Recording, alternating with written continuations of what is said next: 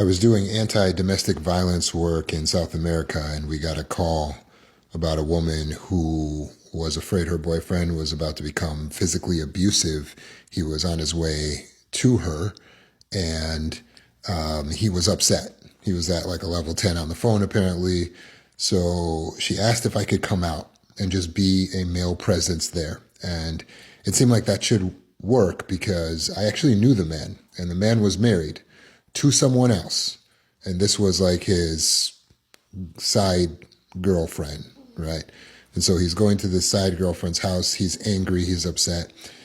So if I can be there when he arrives, hopefully, you know, he sees a male presence and just kind of chills out a little bit. He's not going to just start beating his girlfriend in front of me, right? Well, I get there and he arrives shortly after, and he's on level 10, and he sees me, and he walks straight up to his girlfriend and he starts beating her up right there in front of me. And I'm just like, all right, plan A didn't work. So I call my partner. I'm like, can you get the police here? We got to figure out what's going on. I can't physically intervene. So I run out to the main road. I find the police. I flag them down. And I asked the police, because, again, I'm in a foreign country. I go, is domestic violence illegal here? And the cop goes, yeah. I'm like, follow me, follow me. And I take them, and the cops come in, and they arrest him. They arrest the man that was beating up his girlfriend. And we watch him get taken away in handcuffs, and, okay, now the girlfriend's safe. And that should have been it. You know, I went home, but found out that later that night she went and bailed him out, and continued in a relationship with this married man that beat her right in front of me. And if you've ever tried to help someone out of a toxic relationship or a exploitative job situation, then you know that it's not as straightforward as you would think. You figure you could just tell a prostitute, hey, I'm going to be here at 9 a.m. with a van full of social workers and people to provide resources for you. All you got to do is just hop in the van and we're going to drive you off to safety. But 8 times out of 10, she's not going to show up. She is not going to respond to you as the rescuer like you think she would, and she's not going to respond to her captor as you would imagine because of something called Stockholm syndrome. When a person is in captivity, bondage, or feels trapped or believes they're trapped, a survival mechanism kicks in that's very counterintuitive to what we think. We would think a person who's trapped would always try to escape. But actually, very few people try to escape when they're in these trapped situations, if it is for a sustained amount of time and they believe that they can't escape. It's very few slaves actually try to make a run for it. Once that belief is set in that it wouldn't be possible, then the mind starts to find a new way to survive it. And the new way to survive it is a fawn response. Fawn response is where you look at your assailant, the bad guy, as being good, or you treat them as if they are good. You start to develop loyalty to them, a bond with them, empathy toward them. You start to care for them and dote on them. That's fawn response. Let me lose so that you can win and I can be safe. So when you're in the grasp of a captor or in a narcissistic relationship with an abuser or in a job situation that's exploitative, your mechanism to survive, if you believe that you are trapped, if you believe you can't get out, may be to fawn.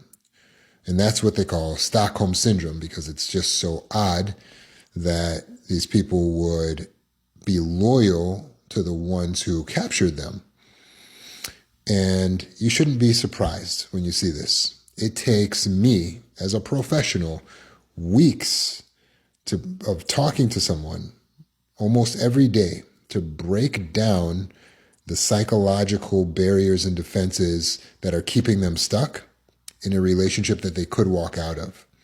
It takes me weeks of talking to a person to get them to leave a job situation that's taking advantage of them, a narcissistic relationship. And sometimes I'm not successful in convincing a person to do what is good for themselves. Because the internal mechanism, the automatic system, the nervous system says, let me just fawn my way through this. I'll just be the absolute best captive, the best slave, the best employee, the best citizen to these people who are in charge, so that they will look at me and see that I agree with them, that I am for their cause, and they will have mercy on me. Please be patient with these individuals. They are not bad.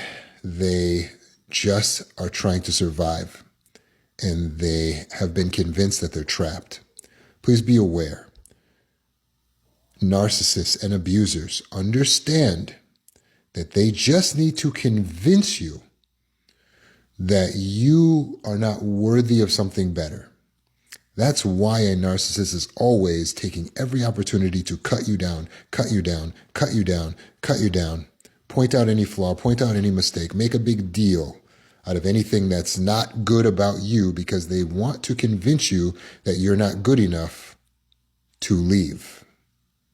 They're trying to convince you that you are not worthy of something better so that you stay.